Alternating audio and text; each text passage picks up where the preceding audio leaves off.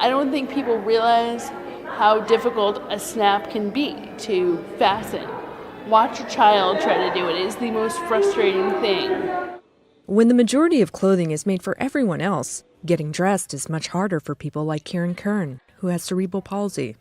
An exhibit at the New School in New York offered some potential solutions.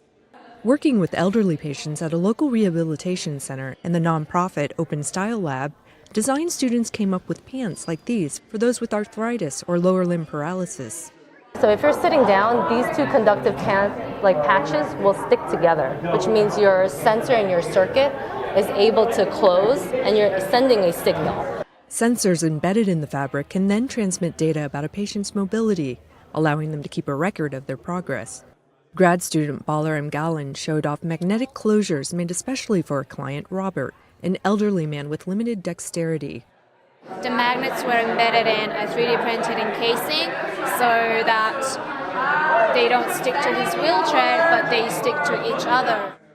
Other concepts provide a means of communication.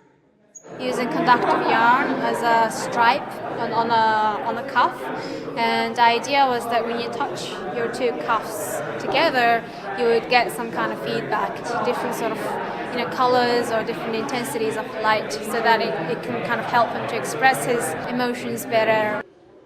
It all points to a future that's tailor-made for the wearer. Let's say there's a 3D printer in a shop. Maybe they could measure the strength in your hand and create that snap they have the blueprint for, and you have a garment that you didn't have to adapt yourself. A fashion statement that's stylish and empowering. Tina Trinh, VOA News, New York.